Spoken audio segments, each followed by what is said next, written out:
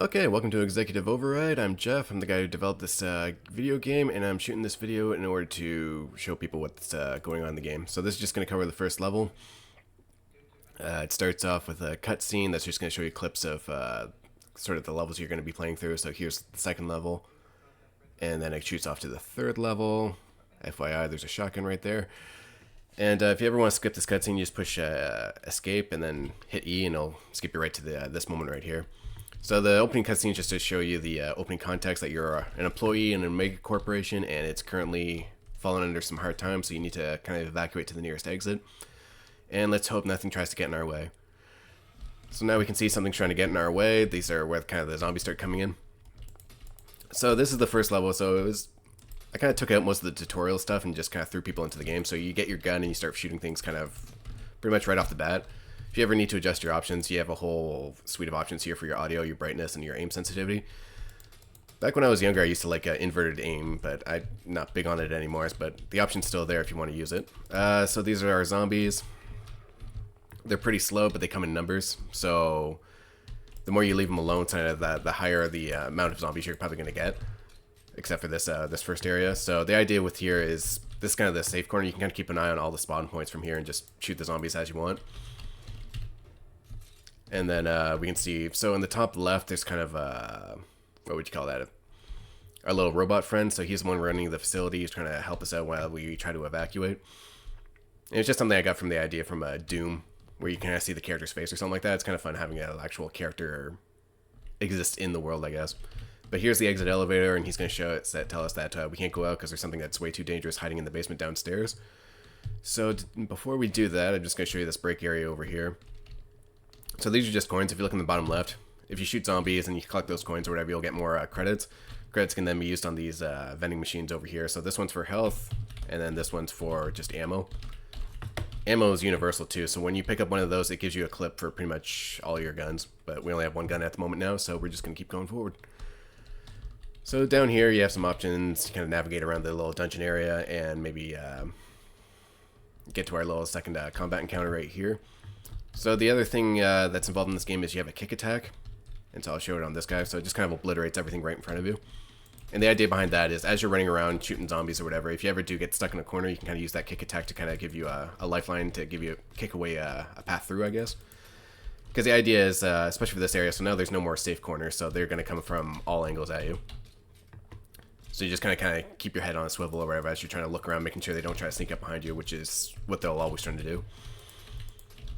The guns aren't super accurate. The idea being you have to get close if you really want to get some guaranteed shots on them, and they're already sneaking up on me. So here's an example. So if we can get these guys to kind of group up a little bit, they're not hard to dodge, and bam. So that's the kick attack right there. You can kind of group people up, you can kill them all at the same time and save yourself a little bit of ammo. But we'll navigate down here, and that room over there is just kind of foreshadow what's happening next. Spent a lot of time making those VAT things, so I just wanted to show it off a little bit more. Same with this ominous hallway or whatever. We got some pipings and some ventilation shafts. We also have a nice little break room here, so if you ever want more health, which apparently I need, so I'm just going to grab that. And the ammo, not so much. The bad guys will drop ammo periodically. I think for bosses, it works a little differently, but I'll show you that in a second. So here we have a nice little dead end here, and I'm trying to be subtle about where you're supposed to go. So we got a sign, we got some overgrowth of mutation stuff over here, we got some floofy effects, but just go in the hole. That's all you have to do. I wasn't sure if people would be able to figure out. I don't want to insult people's intelligence, but it's also like, I don't know how many more steps to do to kind of guarantee that. So we have our second gun here, so now we have our machine gun, and we have a nice new boss monster to kind of test it out on. So he's going to spit fireballs at us, but we just don't want them to touch if they actually do a fair bit of damage. And so this is basically the concept behind the fight, is that he just keeps diving underneath the water and repositioning elsewhere. You can actually still shoot him as he goes under the water, just because the way I hit the collision detection. But he's not so bad. And now some explosions happening. And the water starts draining away. So as we come down here, we'll see the exits kind of revealed to us, so we just kind of mosey on out here. Our little robot buddy will give us some crap for letting the monster escape, but not our fault. So just keep following the exit signs, and we kind of make our way back, now that we've sort of dealt with the boss monster. And we have our massive staircase. There's a story behind this, but it's probably not worth going into. There were some elevators, but I was having some trouble with the coding here, or the coding with it, so I replaced it with this. So we just make our way up here, and we're back in that break room I showed you from earlier. So we just have to make our way to the exit elevator, and well, bam. I figure, you know, you had a chance to play with the machine gun a little bit, so here's just another opportunity to do so. So it's just a little surprise attack right to kind of end off the level. But it shouldn't be too hard. But yeah. So because the guns are so inaccurate, it's kind of hard to hit those yellow points unless you go right up to their face. But so it just kind of functions like a little critical hit. So as you're spraying ammo in their direction, you'll probably accidentally hit it every once in a while. So that's done. Now we can go through the thing, and we get our low performance report. That just shows you how many monsters you killed, how much damage you took, how much money you got. And we can now skip forward to our second level. So this area is kind of neat. So as we get in here, this is the I called this level the hole. So it's just a giant vertical shaft. What we need to do is, and what our robot buddy's trying to tell us, is we need to get to that point over here, but obviously the catwalk's out. So right here I'm just trying to show out that there's no fall damage. You can kind of jump from wherever you want. I didn't see the need to put fall damage in here. And the other thing we introduced in this level is explosive barrels. So that's the Unity generic explosion, but I didn't think I could make better than that, so I just didn't even try. I'm just like, alright, I have an explosion asset over here, we're just ready and willing, so just go and blow things up to your heart's content. But the idea here is just go up here, you hit a switch, these things will start, drainage pipes will start shooting out their thing, and then that'll fill the area up with more of this purple goo stuff, and which allows us to access the next area. So if you ever played the Water Temple from the original Zelda game, you kind of know what the inspiration was here. So as we increase the water line, we'll kind of make our way back up to the first floor. So here we have our exit right over here, and the door's going to shut because we have to have some combat.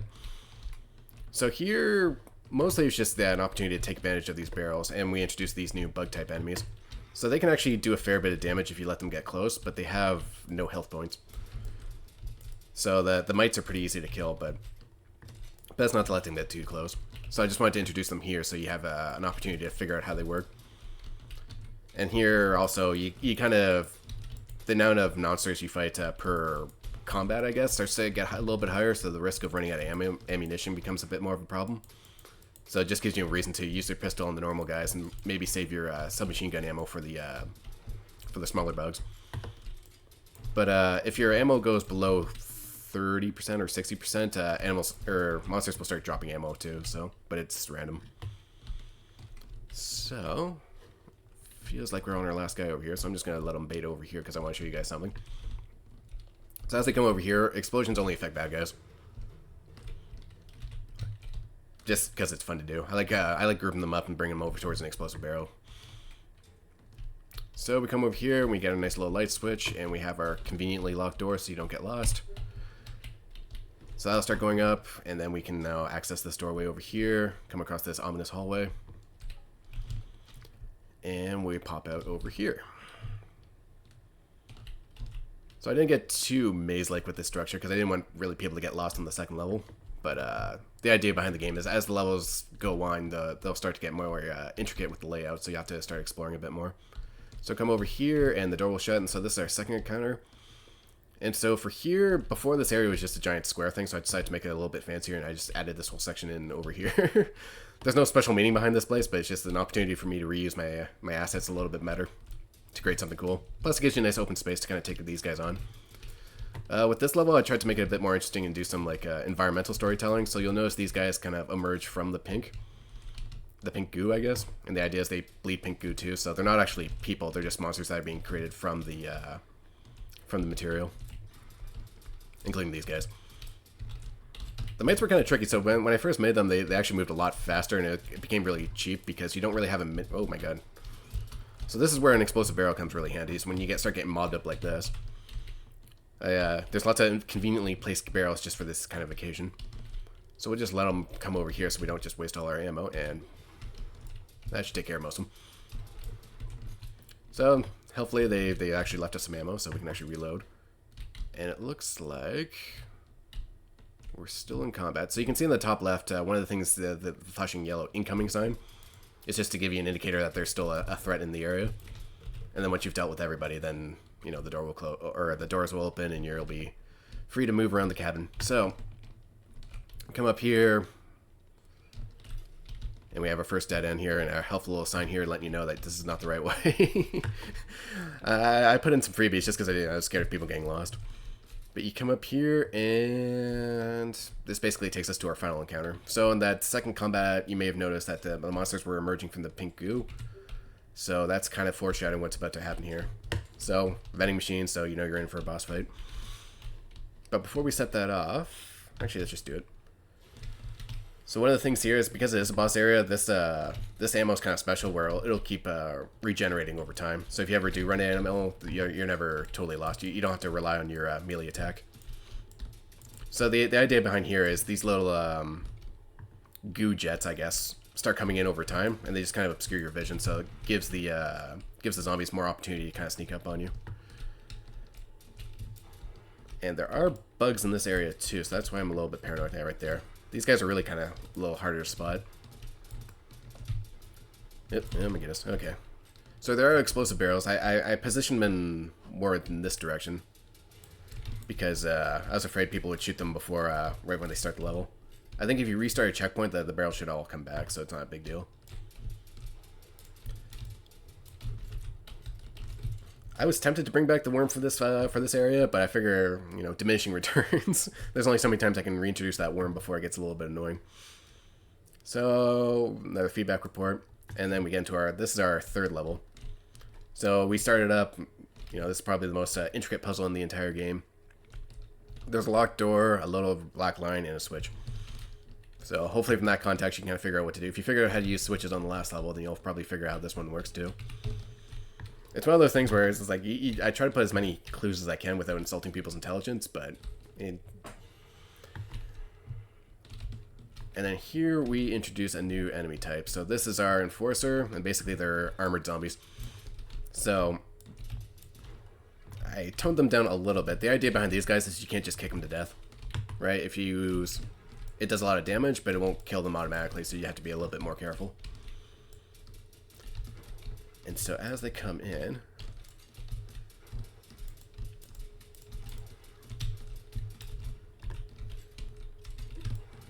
however, the kick attack's still pretty effective against the unarmored guys.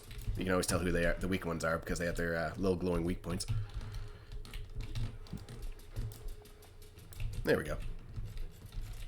So I figure it's hard to kind of do the difficulty on the games like this because it is pseudo-random how they kind of warp in like that, so it's going to be interesting to see how people react to that. And then this is the most intricate area I made. I was going for like a Grand Central Station, but I just kind of started painting outside the lines. I liked how the black marble kind of looked like space, so I just put on some ceiling lights. And then the palm trees, I just got that idea from Dune, where it just kind of seemed like a flex to be able to grow palm trees inside. Just kind of show how rich this company is, where they can kind of do fancy things like that. And here's all the elevators that would have been a lot more convenient to use, but they're all out of order, so we can use them. And we come in through here, and we do basically what we did at the beginning of the level, and we just hit the switch, and that's our main exit over here. And if you look to your right, you'll notice there's a brand new weapon to play with. For the purposes of this game, I just jacked up the power of the shotgun, so it's a little bit overpowered at the moment, but it makes it kind of fun. So now we get our little surprise attack because the monsters are getting sneakier, but this shotgun absolutely destroys things.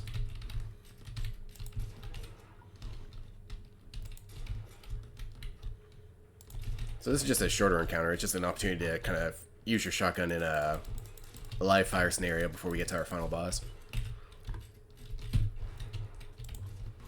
There we go. It also kind of wastes your shotgun ammo too, so it's worth going back over here and just grabbing more.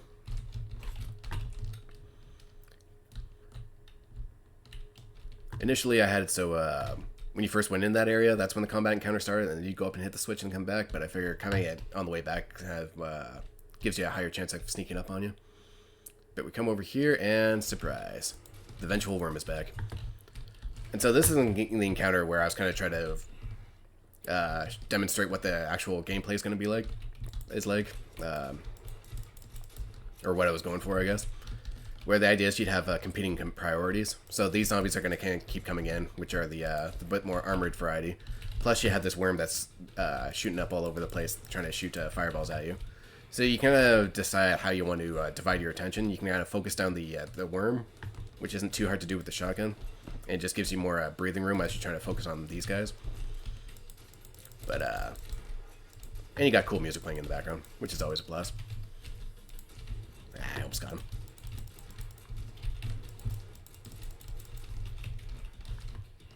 Yeah, I'm at ammo.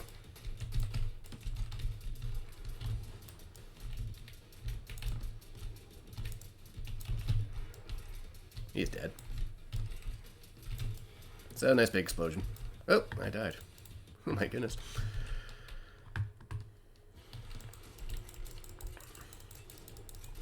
So basically the easiest way to kill him is just to get in there and do as much damage as you can. Ideally not when he's spitting fireballs at you.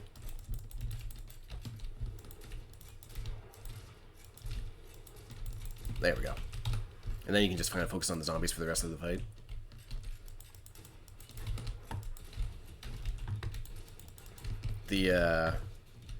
I measure the amount of monsters in terms of mobs. So there's some mobs where it's like 2 guys at a time, or more advanced mobs would be multiple guys at the same time.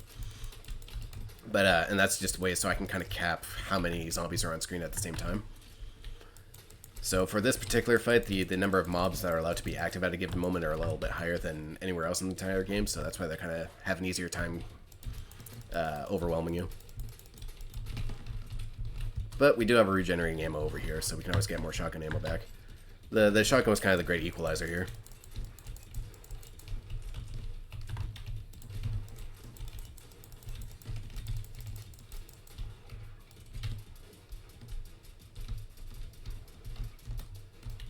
I think we're getting close to the end.